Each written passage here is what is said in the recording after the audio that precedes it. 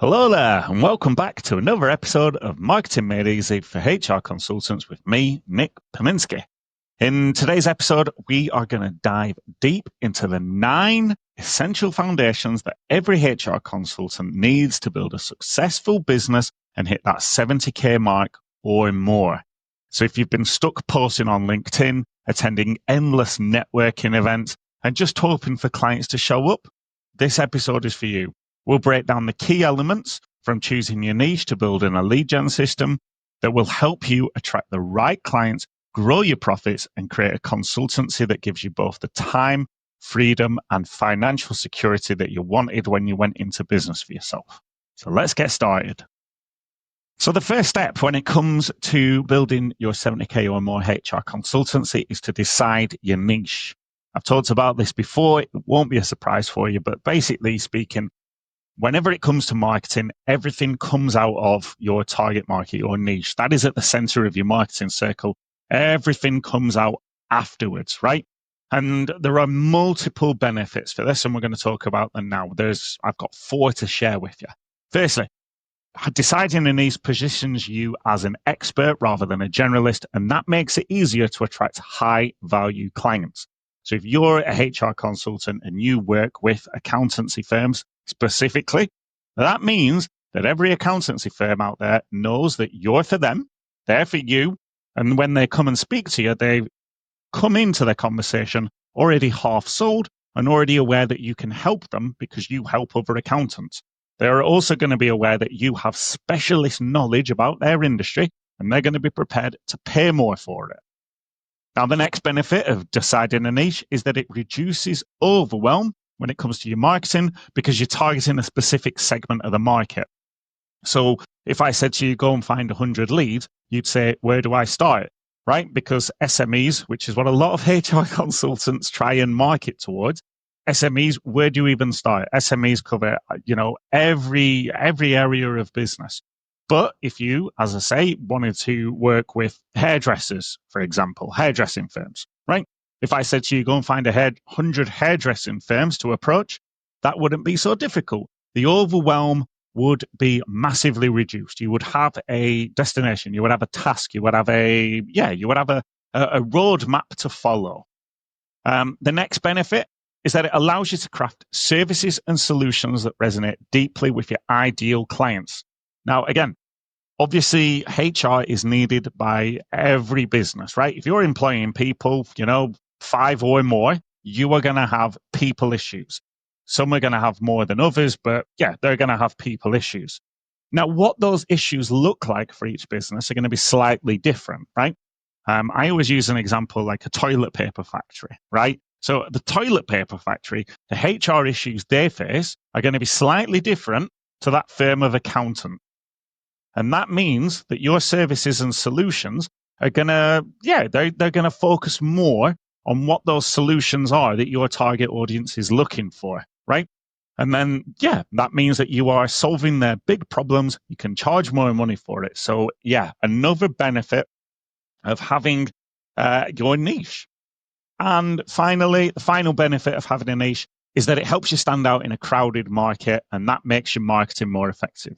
So rather than saying you're a HR consultant who works with SMEs and, Jill next to you is also a HR consultant who works with SMEs, and then Samantha next to her is a HR consultant who works with SMEs, etc., etc. Before you know it, there's, 10, 20, 30, 100, however many HR consultants are all saying that they want to work with SMEs.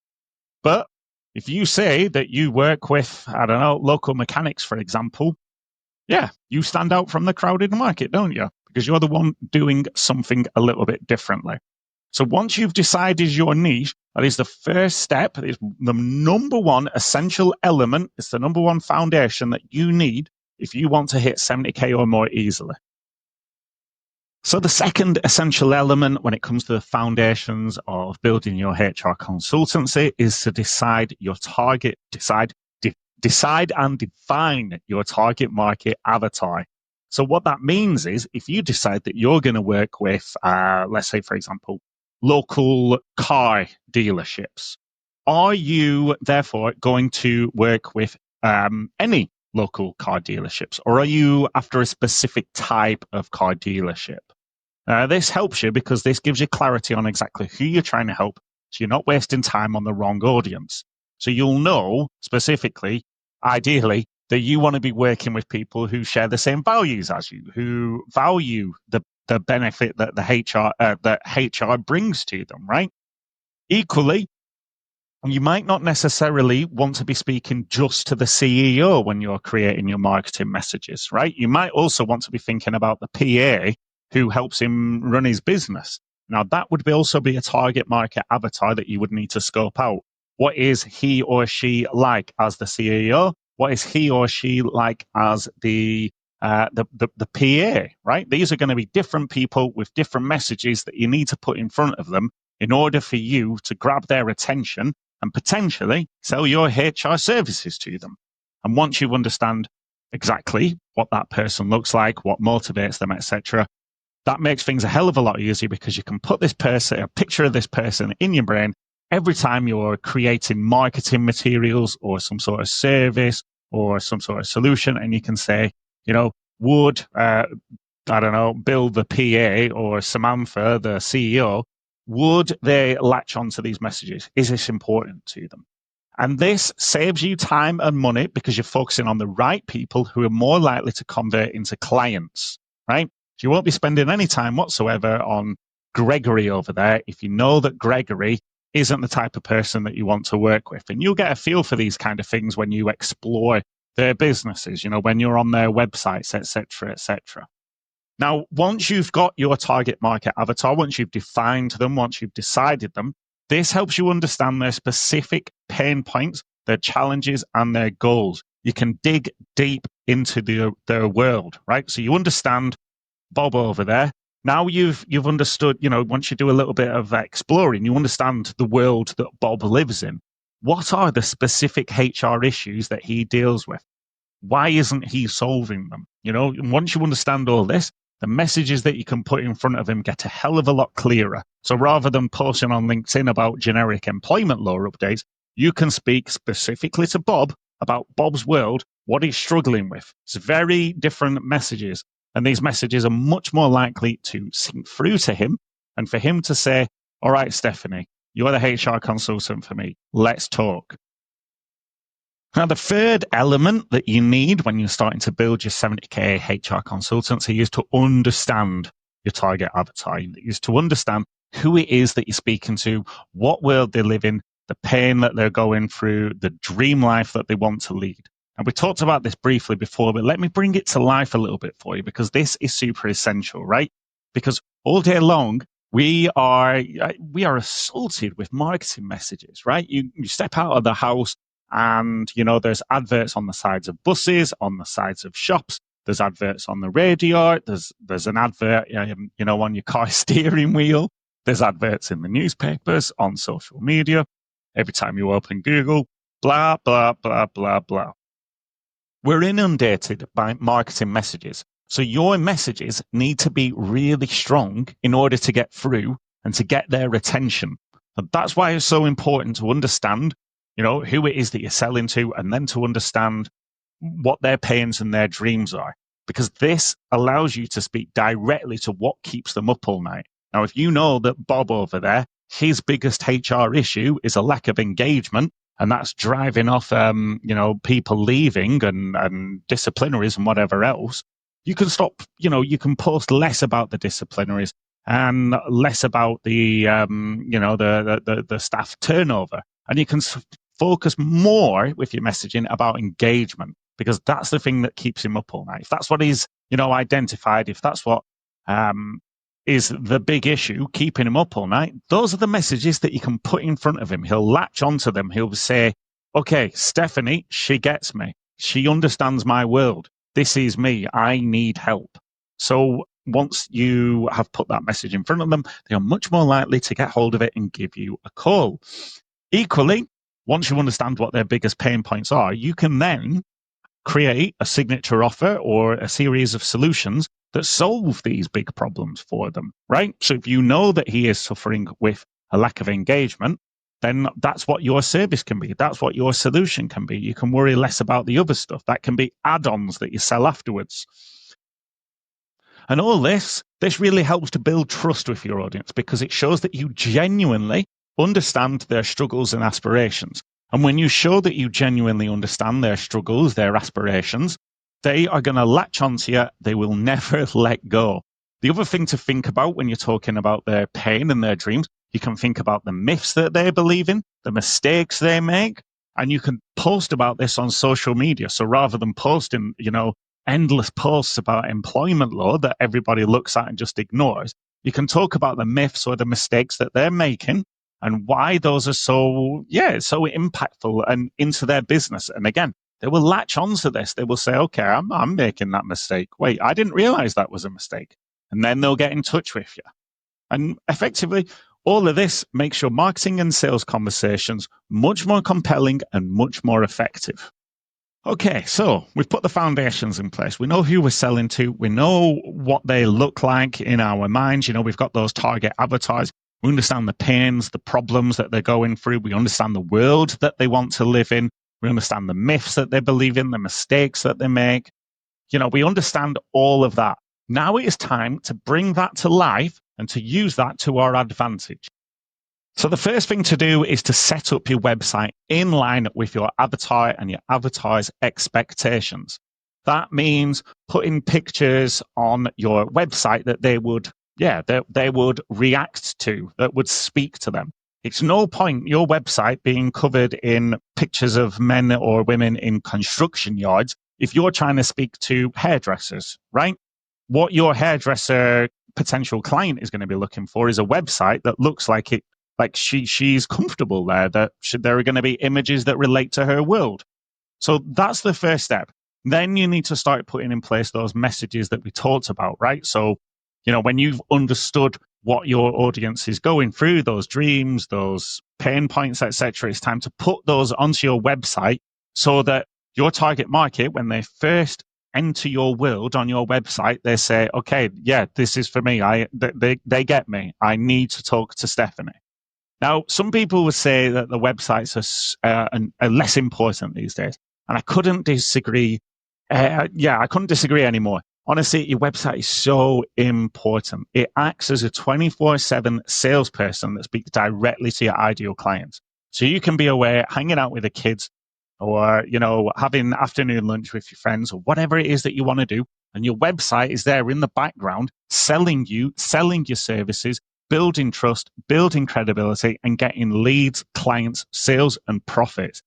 A website is an essential element. It's an essential, it's an essential asset. It's an essential part of your business because it is there, as I say, 24/7, sharing your message, telling everyone who you are and why they can trust you.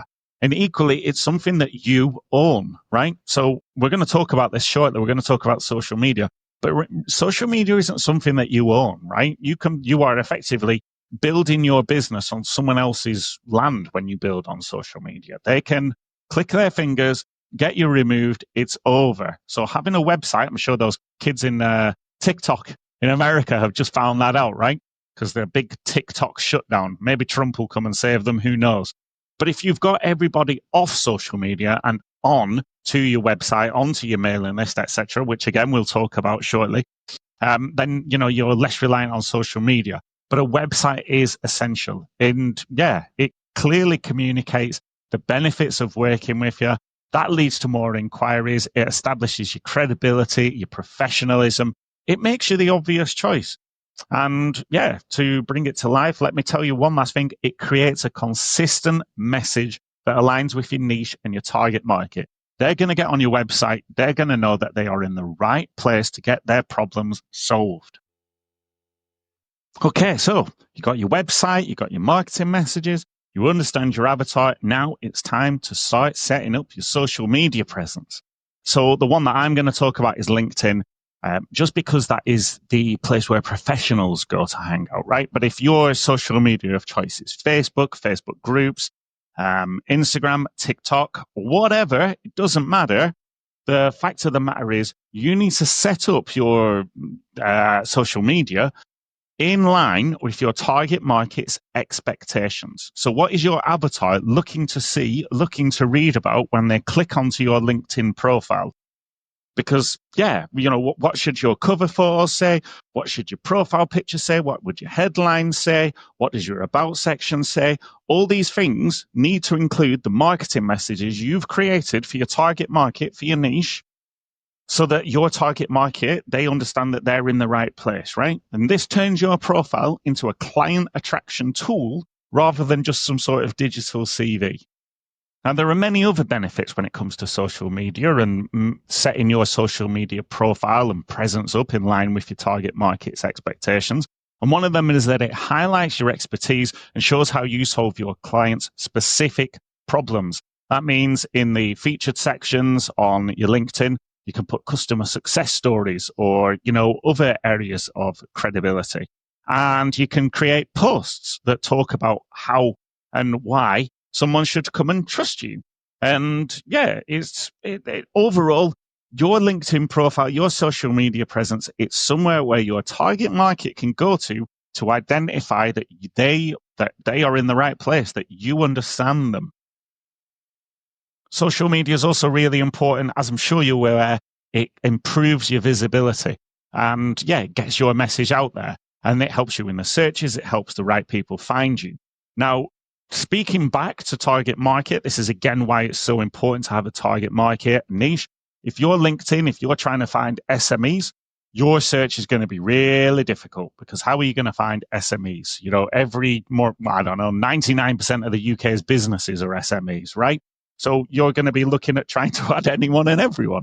But if you say that you work with, let's say, for example, local mechanics firms, you're probably not going to want to be on LinkedIn, because they're probably not going to be on LinkedIn. But, if you were looking for them on LinkedIn, you would start adding car mechanic owners en masse on your LinkedIn. And that would make your LinkedIn profile a veritable hotbed of potential leads and clients, so that when you post your messages, they're going to get shown to the right person. And then that person will get in touch with you, because they'll say, I've seen you on LinkedIn. I've seen your messages. You understand my world. I need your help.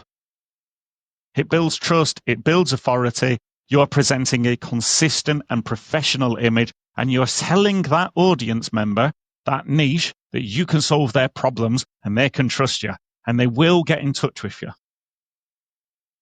The next asset you need to create when it comes to building your 70K or more HR consultancy is a lead magnet. Lead magnet is a downloadable guide of some form or another that allows your target market to have a problem solved quickly and efficiently. And equally, you get that target market's email address onto your mailing list. And we'll talk about that shortly. But your lead magnet should be something amazing that solves your target market's problem completely. Some people come to me and they say, oh, why would I want to give all my stuff away for free? I'm telling you, all that stuff already exists out there. So if you take the decision of creating a lead magnet that only solves a little bit of your target market's problem, they're going to think that you aren't actually a problem solver. They're going to think, well, they don't know what they're doing, because my problem still exists and I downloaded this lead magnet to get this problem sorted, right? They're going to blame you. So don't do that. Give them the whole kitchen sink. Give them absolutely everything so that they can solve their problem. You will be known as a problem solver. You will build trust, and they will want that lead magnet. They will share that lead magnet with people. They will say, this is the best lead magnet possible.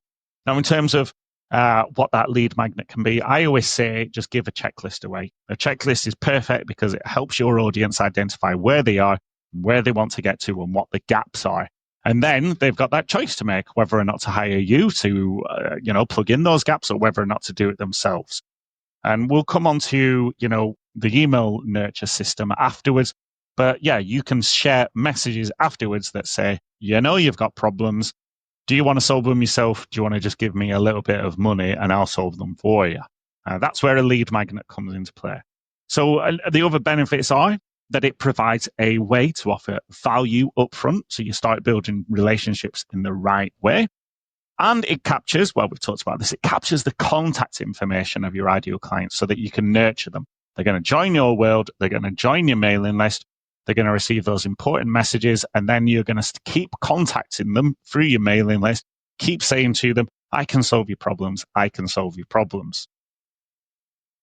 Now, one thing that you might want to consider is having a paid lead magnet. So there are free lead magnets and there are paid lead magnets.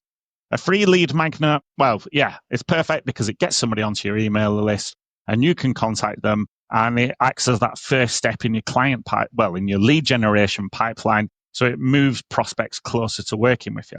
But if you have a paid lead magnet, something very small that you can sell on your website, again, this is why your website's important, you can generate income and you can take that first step in converting a lead into a client.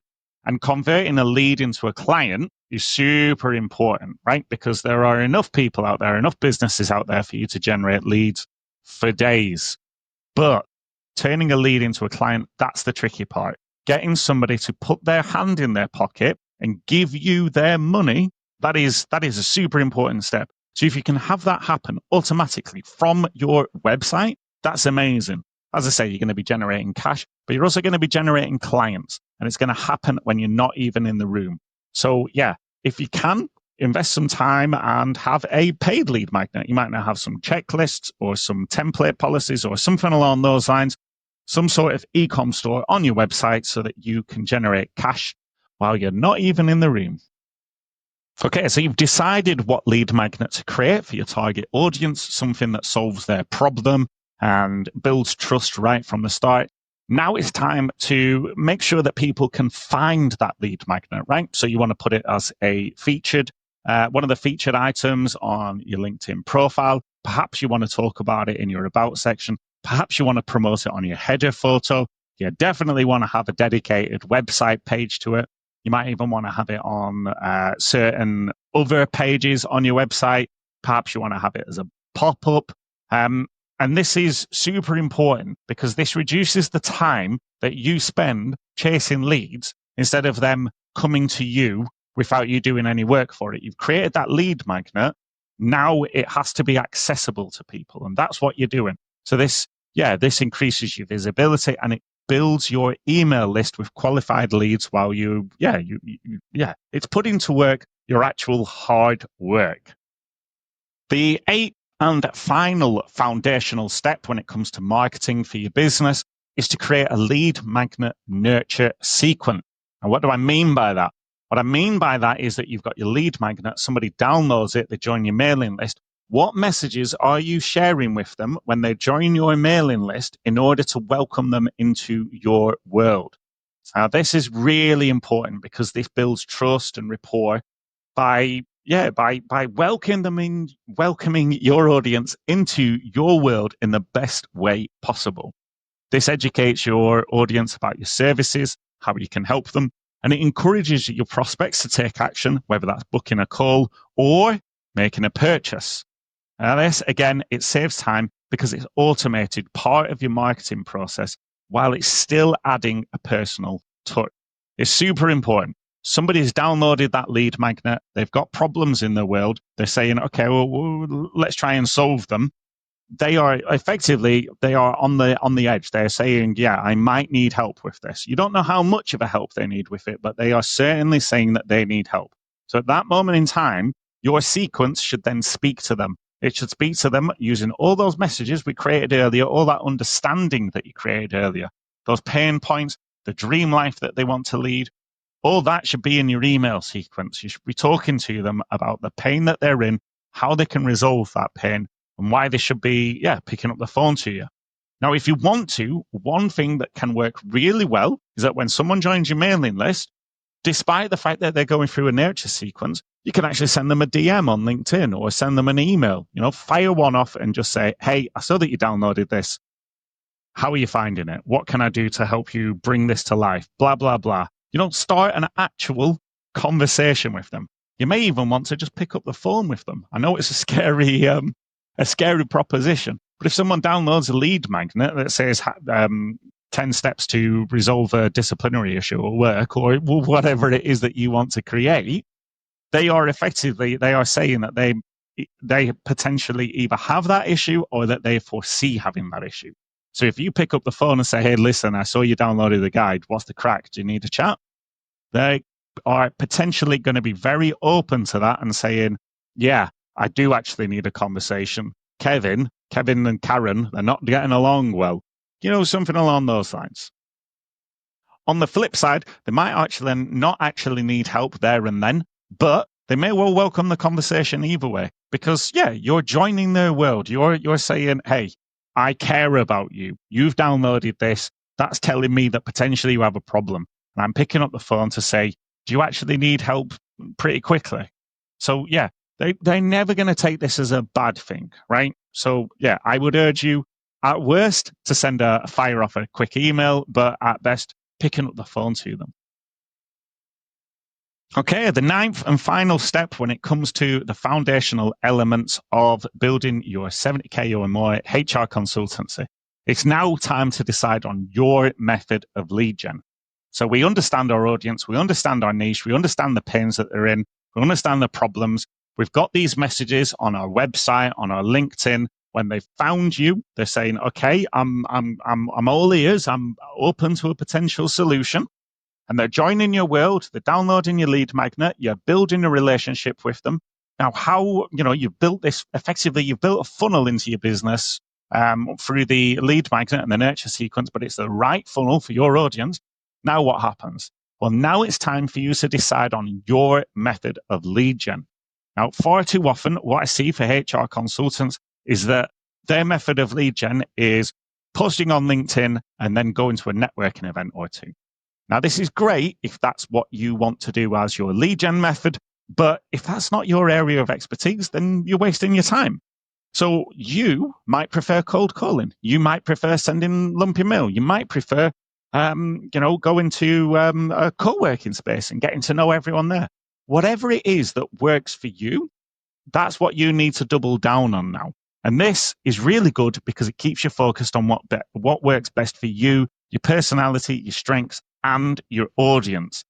And again, it prevents overwhelm because you're avoiding strategies that don't suit you or your business. Just because everyone else says, go networking, post on LinkedIn. If you're working with local mechanic firms, they aren't on LinkedIn. They're not in networking events. You need to actually turn up at their place of work. And here's the magic that most HR consultants miss out. When you've worked out what lead gen method works for you, double down on it. Get to work and don't let anything get in the way of it, right? So if you've decided that cold email is the method for you, get to work on cold emailing. If you've decided it's cold calling, get to work on cold calling. If it's networking, get to work on networking, all right? Schedule time in your diary, an hour a day at minimum, and go and do your marketing, go and do your lead gen, because this builds your business. And if somebody you're speaking to, want your help, but they don't necessarily need it right away, you can give them your lead magnet. You can get them onto your email list. But if they do need your help straight away, bingo, bango, you've got a client, right? And this is, as I say, this is what most HR consultants miss out. They do the networking, they do the LinkedIn. It doesn't work. They get frustrated. They end up giving up or, whatever it is that they do. That's not playing to their strengths. So, double down on the method of lead gen that works for you. Save yourself time, save yourself energy, and focus on what delivers results. Because once lead gen starts working for you, it's like putting a fiver into a machine and it's spitting out £100. That's what marketing does. That's what lead gen does. Once you've found that machine that you can put a fiver in and it spits out £100, then all you need to do is just keep on ramming those fivers in and you'll get, over hundreds of pounds on repeat. That's what marketing is. That's what lead gen is. That's how you build your 70K or more HR consultancy. And that's it for today's episode. We've covered the 9 foundations that every HR consultant needs to grow their business to earning 70K or more. From deciding your niche and your target market to setting up your website and your LinkedIn profile. And finally, to building and deciding your lead gen method. This is how you build your business. And these steps are the backbone of your thriving HR consultancy. And they're designed to help you attract consistent clients, work smarter, and earn more without burning out. Now, if you're ready to go deeper and you want a proven roadmap to landing your dream clients, to putting in place everything that we've talked about on today's show, then grab a copy of my book, How to Land Your Dream Client. It's packed with actionable strategies to take your consultancy to the next level. So head on over to my website, grab your copy now, and start getting to work on building your 70K or more HR consultancy. There's a bunch of freebies and downloadables that are given away with it that will really help you grow your business. And it costs less than the bottle of a wine, comes with a double your money back guarantee and an afternoon tea for two if you don't like the content. So it's a bit of a no-brainer if you ask me. But that being said, thanks for tuning in. I hope you've enjoyed today's content. And as ever, get marketing, because without marketing, there's no sales. And without sales, there's no business. So get marketing.